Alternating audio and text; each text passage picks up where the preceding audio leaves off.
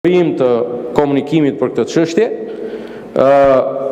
dua që t'ju informoj edhe ju, edhe pse jeni informuar publikisht, se ju keni një problem shumë madh. Ju merrni kompetenca që si keni. Ne vim me një propozim, del zotro dhe thua, keni sjell një projekt ligj antikushtetues. Kush je ti që e thua që ky projekt ligj që kemi sjellë është antikushtetues? Kush je ti? Ti shpreu me votë, zotri. Ti shpreu me votë. Sa për nisma tona, as të kemi marrë në herë dorë, as nuk të marrim në herë fare në refernet. Ne do të vazhdojmë nismën tonë. Është një nismë e cila garanton parimin themelor të ndarjes së pushteteve në një republikë të jetë pastër parlamentare. Është e papranueshme përpjekja e një pushteti për të pezulluar një pushtet tjetër. Dhe ky është një prej elementeve thelbësor në ndarjen e pushteteve. Dhe ne kemi thënë shumë qartë që qoftë presidenti i Republikës, qoftë avokati i popullit, antarët e Këshillit të Ministrave, antarët e gjykatës kushtetuese, kryetari i kontrollit lart të shtetit nuk mund pezullohen. Ndërsa këtu duhet ta themi shumë qartë. Është kjo majorancë, është kjo parti politike e cila ka vazhduar dhe ka të njëjtin qëndrim për çështjet që lidhen me drejtësinë. Dhe për t'ju dhënë një shembull të diferencës shumë të madhe mes nesh edhe jush. Imagjinoni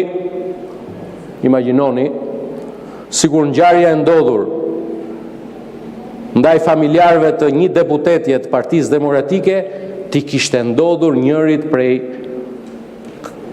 antarëve të kësaj salle këtu. Imagjinoni, ju do të kishit ardhur këtu sot, do të kishit bllokuar foltoren, do të bërtisnit në burg, arrestojeni, është grup i strukturuar kriminal, se vllai dhe motra, ç'pun ka motra?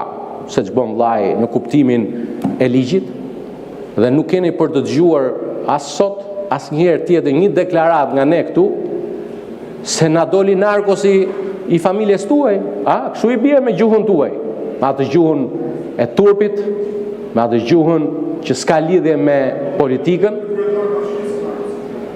i shkreti ti, shtoj edhe një në tjetër, edhe qanat punë, shtoj edhe një në tjetër, po unë po flas për parimet dhe ti vazhdon me të njëjtën. Nuk do bëjmë në asnjë deklarat, zoti kryetari i grupit Partisë Demokratike, as për rastin fjalë, me që narkosin e paskesit brenda shtëpisë tuaj, por për të rikthyer tek tema. Tema është e qartë.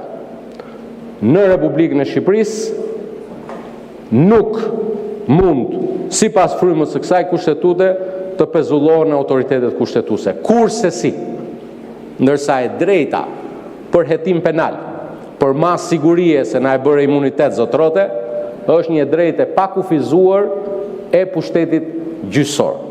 E me që ma përmende një mik shumë të vyer të Shqipërisë, si David McAllister, unë mendoj që ndër gjërat kryesore të atyre që tha David McAllister, kryetar ndër shumë vite i Komisionit Politikës Jashtme të Parlamentit Evropian, është ajo që ju kërkoj ju, e u tha ju, protestat e dhunshme janë të pa pranueshme në një demokraci funksionale. Thirrja ime përsëris sot është ndaj jush dhe ndaj atij që urdhëron dhe stërvit dhunën, përdorimi i fëmijëve 9-18 vjeç për të goditur me molotov punojësit e policisë shtetit, institucionet e Republikës Shqipërisë, është e papranueshme për një parti e cila është antare e partive popullore europiane. Dhe besoj që David McAllister tha dhe diçka tjetër që ju që jeni këtu duhet ta kuptoni, nuk e takoj Sali Berishën. Imagjinoni, këta nuk i takojnë as vet alat e vet. Këta. Dhe sa për akuza korrupsioni duhet të jemi të qartë. Akuzë për korrupsion sot e keni aty në mes jush, kryetarin e partisë tuaj. Dhe e fundit se me që sapo je kthyer dhe nga Shtetet Bashkuara të Amerikës e mba mend zbërtisje këtu me 23 janar. Bordi Paqes ta harrosh, Edi Rama nuk do të shkoj dot kur. Ti e ke thënë aty. Me herë për së verbalin. Me herë për së verbalin. Me herë për së verbalin. Edhe mbani telefonat ndezur, mbani televizorët ndezur në orën 16:00 kryeministri Rama dhe presidenti Trump së bashku në mbledhjen e parë të Bordit Paqes, aty ku i takon Shqipërisë tjetë o gas, atje. Ju s'ju erdhi as me Kalisteri dhe ke partia, mirë që mori Jorida Galerin e solli aty se do kishin ngel bosh.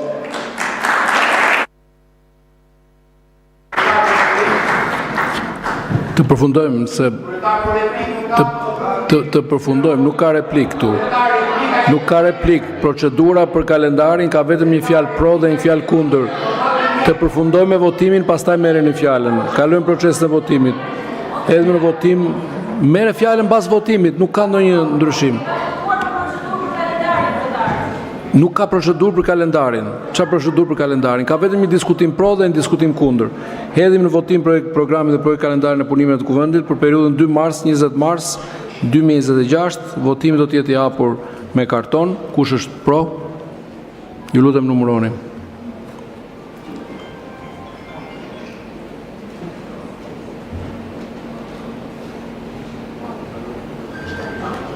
Dhe 6 pro, kundër.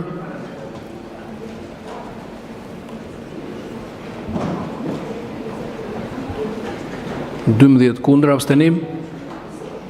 S'ka abstenim. Projekt programi dhe kalendari punimeve të kuvendit për periudhën 2 mars 20 mars 2026 miratohet. Ju njoftoj se me shkresën numër 746 datë 18/2/2026 kryetarit grupit parlamentar Partisë Socialiste kanë kërkuar pjesëmarrje në grupet e miqësisë si mposhtë. Deputeti zoti Bujar Rexha do të jetë antar në grupin e miqësisë Shqipëri-Japoni.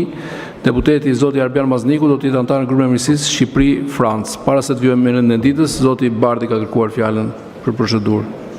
Guardon.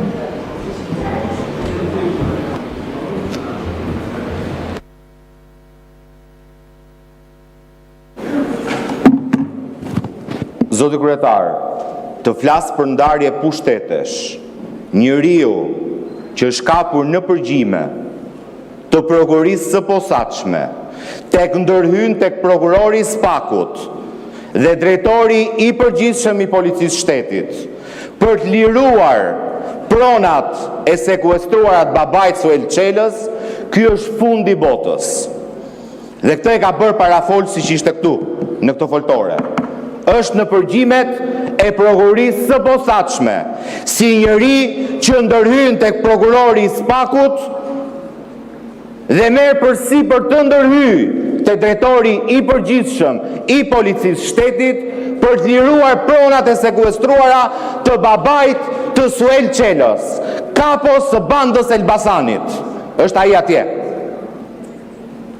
Dhe ky që është sot drejtuesi i Spakut ka një detyrë, atë dosje që e mban të fshehur apo të fjetur, t'ja ve emrin si do duhet ta çojë përpara, sepse shqiptarët do duhet dinë se kush vjen në këtë foltore dhe bën teatr me ndarjen e pushteteve. Ndarje e pushtetesh do të thotë ti mos ndërhysh prokurorit apo prokurorisë për lehtësuar grupet kriminale. Dhe këtë se ka bërë ky krah. E ka bërë kryetari i grupit tuaj parlamentar. E sa për mos kuptimin ton të vendimit gjykatës kushtetuese, të t'jap leksione të drejtës kushtetuese Tauland Balla, është 2 herë fundi botës. Po, 1-0, gjykata kushtetuese i ka thyrë hundët kryetarit tuaj dhe juve gjithve bashk që dilni studio dhe thonit që ministri nuk pezullohet sepse ka status të barabartë me deputetin. Dhe gjykata kushtetuese thot, paraprakisht, gjykata vlerësoi një zëri se imuniteti i ministrit rregullohet nga neni 103 dhe 73 i Kushtetutës. Në regjimin kushtetues të imunitetit të ministrit, ashtu sikurse të deputetit, nuk përfshihet garancia e parashikuar në nenin 242.2 e Kodit Procedurës Penale, sipas cilës masa e pezullimit të ushtrimit të detyrës nuk zbatohet ndaj personave të zgjedhur sipas ligjit elektoral. Pra për 2 muaj ju keni mbajtur peng kërkesën e prokurisë për arrestimin e Belinda Ballukut me argumentin antikushtetues se Spaku ka shkelur ligjin që ka pezulluar zëvendës kryeministrën tuaj. Prandaj përpara se të vini dhe të shisni, dhe nuk ka asnjë vendim që t'i ka dhënë drejt kryeministrit. Asnjë vendim. 4 gjyqtarë thot nuk përfshihen në imunitet nëse doni më Ta përfundoj fjalin. Nëse doni më shumë garanci për ministrat, ndryshoni Kushtetutën, ndërsa 4 tjerë ka thënë që po lejohet pezullimi i ministrave, po kërkohet autorizim nga kuvendi. Këta të 4 do duhet na justifikojnë ku e bazojnë këtë në Kushtetutë dhe po presim zbardhjen e vendimit. Por në asnjë rast gjykata kushtetuese nuk ka thënë nuk lejohet pezullimi i ministrit, kryeministrit apo zëvendës kryeministrit. Sa për autoritetet e tjera, ju a ka shpjeguar latinisht gabim Ulsiu, sepse antari i gjykatës kushtetuese, avokati i popullit dhe kryetari i kontrollit lartë shtetit, sipas Kushtetutës në fuqi të Republikës Shqipërisë, lejohen të pezullohen nga detyra.